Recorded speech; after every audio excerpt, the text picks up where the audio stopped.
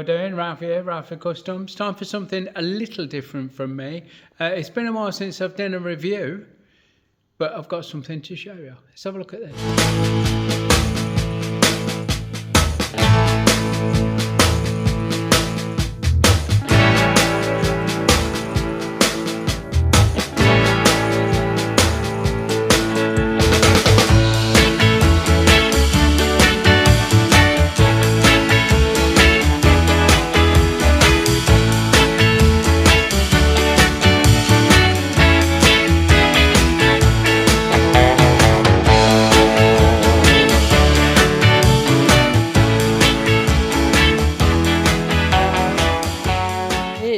The good folks at Banggood have sent me a heater. It's getting that time of year where I bitch and moan because it gets really cold in here.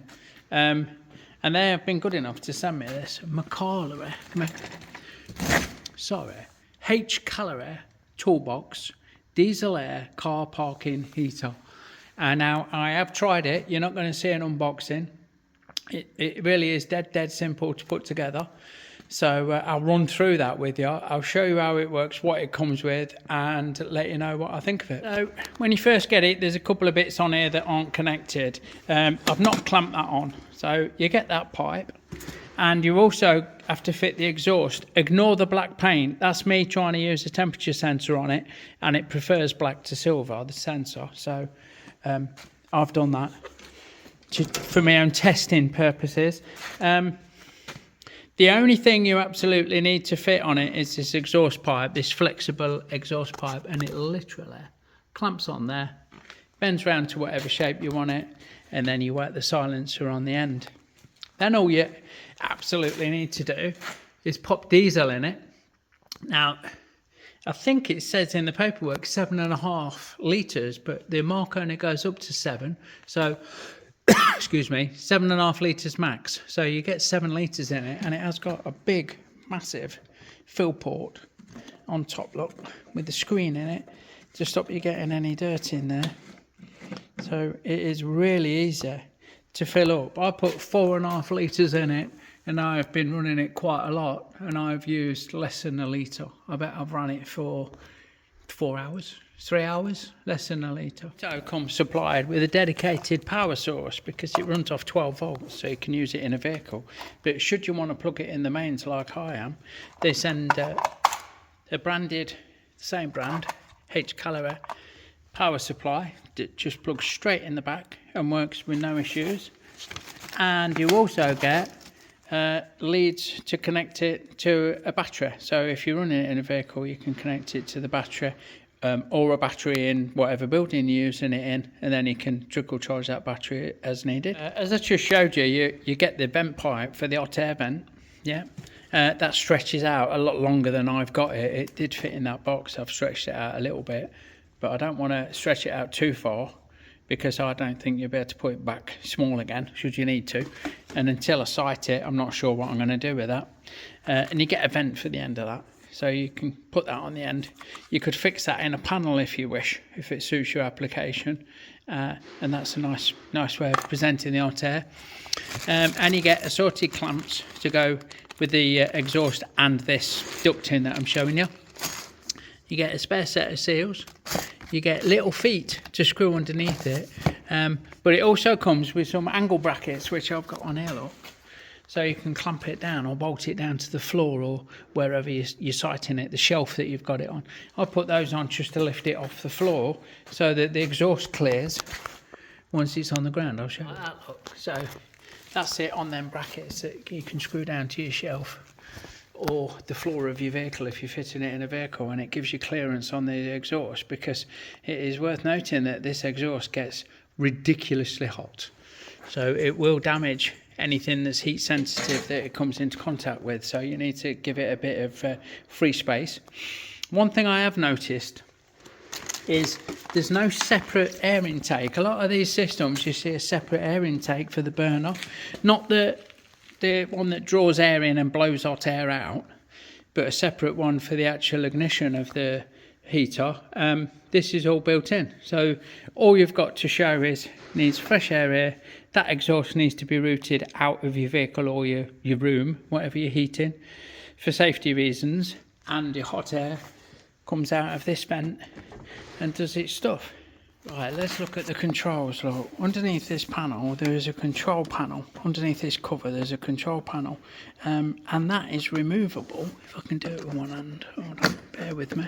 That's removable and on a lead, so you can mount that above your shelf, on your wall, or whatever you're going to do. There's not, there isn't anywhere, they don't provide a bracket for that, but I'm sure you can sort something out yourself. There is also a 2 metre extension cable, so you can have this controller 6 foot away, 2 metres away from the heater itself if it's proper out of the way, which is really handy. But what I think top trumps that is the remote control. It's got its own remote control, and this remote control has got a carbon monoxide sensor built in, so it's got a carbon monoxide alarm, if you like. I don't know, because I've not raised it up enough to see whether it auto shuts off, but I believe that it does. Now don't quote me on that.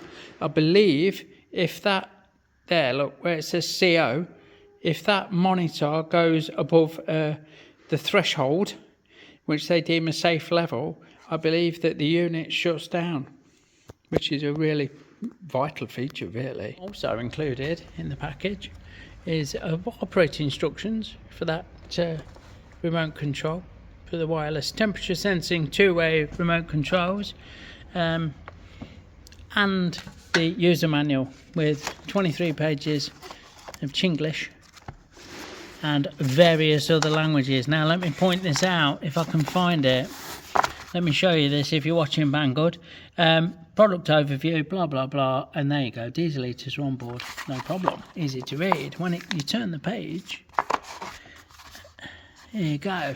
What they've done on pages 5 and 6 is they've used the first letter of the next word and put it on the end of the first word. So the installation difficulty of this, it's really difficult to read. It is for me. I'm not particularly dyslexic, but that makes it quite difficult to read because they've tagged the first letter of this word on the end of the previous word. So just bear that in mind. I think it is only on 5 and 6. Yeah, it is. That's clear. That's as clear as mud then. But it's got a comprehensive book that explains how to use it. And to be fair, I don't read manuals, and it is incredibly easy to set up. I'll show you. So for the purposes of this demonstration, I've just got it on the floor and I've got the exhaust routed outside, we'll call it, blowing away from the work area because we don't want carbon monoxide poisoning. We are using the proprietary power supply that it gives us, and once we power it up we get this nice control panel lit up, and we can either use this to fire it up, or what I really like is the remote control. Now it does have a cold air, so it's cold air setting, so you can just use it as a fan, which would be the center button on this. But if you hit that button, it should start to fire up. Bear with. Here we go. There it is, firing up. Now when you initially start it, you do hear a bit of fuel pump ticking from out of the box because it's got to prime the system, but it's not loud. These little heaters are known for being really loud on the fuel pump. This is as quiet as a mouse. It's running now. Yeah, it does take a few minutes to get up to temperature and start firing up. So it goes through its start cycle, which takes 3 to 4 minutes, and once it's running, it shows you that it's sucking air in and it's blowing heat out. I don't know why that's oriented that way, because it actually sucks from that side and blows out that side. But there you go. I suppose I could flip this around in the clip if it'll have it. That's how it came. From there, it's really, really simple. You can just turn the heat down using the down button, turn the heat up using the heat button, and this will give you various information as it's operating. There we go. I don't know if you can hear it. That is the fuel pump now. It's priming itself, yeah. It's been running for no time at all. The clock's on. It's starting to fire up. You can hear its induction there. It's drawing air in and it's blowing out very slightly, and it's still cold. So we'll just let that go through its startup procedure and get itself warmed up, and I'll show you something else. Right, not only do you have the wireless temperature sensing two-way remote control. Here we go, that's starting to get going now. There's an app, there's a Bluetooth app. Look, so we've started the Bluetooth app up. It's connected, we tap on the device and it now tells us that it's heating. It gives us all the information that you need from the screen on the device. So if it's tucked out the way, you can see it all on your phone, which I think is amazing. You can turn it up and down, you can turn it off, you can totally control it from your phone, which means if you're within range, you could do it from inside the house and get your workshop or your van or your whatever you're using it in warmed up before you even go out there. You can make a brew, use the app, which is really simple to set up. Honestly, it just did it. Or you can stick your hand out the window and use the remote control, or if you're across the way, if I'm working away from the heater, say it's over the other side of the workshop, I can use the app or the remote control to turn it off when I go out, or turn it on when I get in, or turn it up and down to control the unit. Fantastic. Another feature which I can show you while we've got the app up is that it measures your altitude. Get this, so if you're up a mountain and the air's thin, it'll run richer to compensate for that, which is amazing to me. I am 110 meters off sea level where I am at the minute. It has got 12 volts going into it because it's using its own supply. My battery's not going flat because there's not one. It is 17 degrees in the area that it's in the workshop, and it's still warming up because I've just started it up. The body temperature is just coming up to 200 degrees. That's the temperature of the burner itself inside the unit, and it's monitoring the carbon monoxide, and there are no parts per million, which is great. Just to show you that wireless two-way remote control, two-way sensing, it measures the ambient temperature and the monoxide, no parts per million, and you can control it up and down and so on and so forth. And if you want to save the battery in this, although it is a USB rechargeable, yeah, you turn the screen off with that little sidebar. So when you're not using it, turn it off, and I bet it lasts for months between charges. Something else I meant to show you a little earlier, just on startup, was how clean it runs. I've run it, this is the third or fourth time I've run it now, and there is absolutely no visible smoke that comes out of that exhaust. I don't know how different that would be if you took that silencer off. To be honest, I don't think it does a lot. I'm on about routing along exhaust, or routing it through a radiator, or doing something to harvest some of the heat. We'll get the heat gun on it very shortly once it's warmed up. I'll show you how warm everything gets. I need to protect my grow tent, look. Don't want to get the plastic on the exhaust. I really like it. It's quiet. It's a lot quieter than the old torpedo there, than the old Cannon there, although that does kick out a ridiculous amount of heat. You could preheat parts in front of that, well I do, but it is really quiet running, really clean running. There's no smell, there's no anything. I would route that into a vehicle and that out of the vehicle and be quite happy with that. Right, just run through the control panel. If you use the OK button, you can see that the HH, whatever that is, that'll be the heater.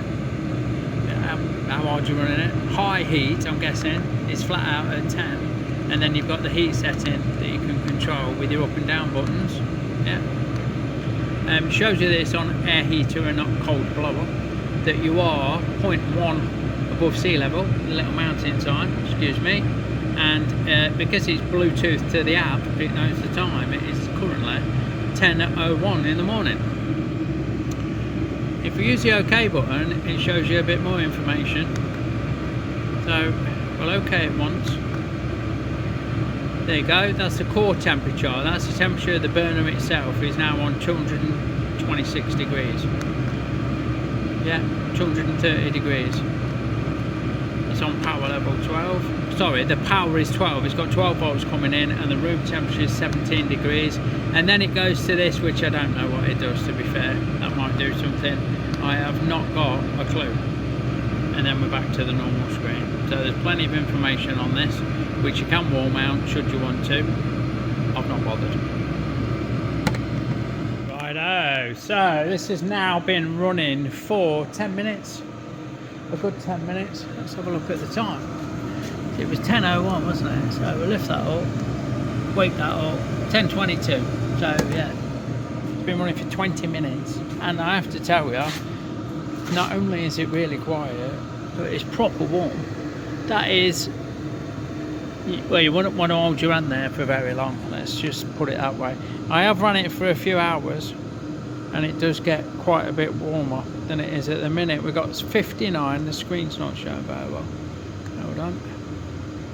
It's hard to focus on that. We've got about 60 degrees centigrade blowing out of there, which is warmer than your room needs to be by a long way.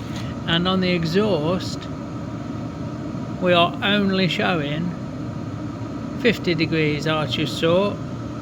Again, it's very hard to get an accurate reading off shiny surface with infrared. 67 degrees, 74 degrees.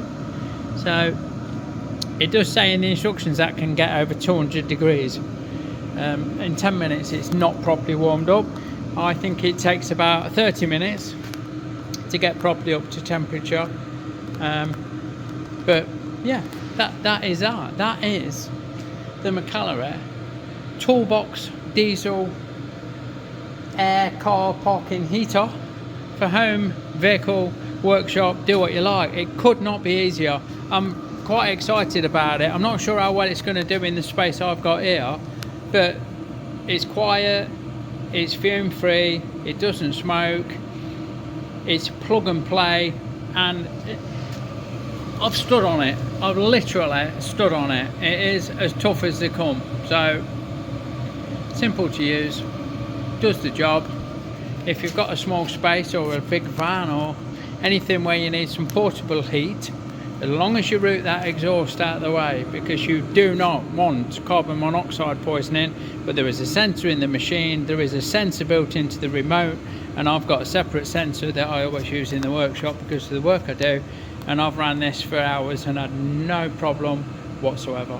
Right, come time to turn it off. I think you press and hold the power button, and now it's running. Look, switched it off, and it has to go through a cycle to cool down because the inner core is not showing on the remote because I've switched it off. Not showing on anything because I've switched it off. But you saw earlier the inner core is like 300 degrees, so it can't just switch off. What it does, it stops burning, and then it blows a little bit of cool air through until the inside of the unit has got to a safe temperature, and then it just turns itself off. Could not be easier. There you go. As part of the deal for doing this review, I get it free and get to keep it, so full transparency. But I also get a discount code, and that code and the link to buy it from Banggood will be in the description of this video. So if you click on that link and use that discount code, you'll get a little bit of money off. So happy days. That is, in a nutshell, the H-Calorie Toolbox Diesel Heater. I really like it, to be fair. I think in this space I could do with 2 or 3 because it is quite a big space, but all in all, it's a good one. Thanks for watching, and I will see you on a normal video very, very soon.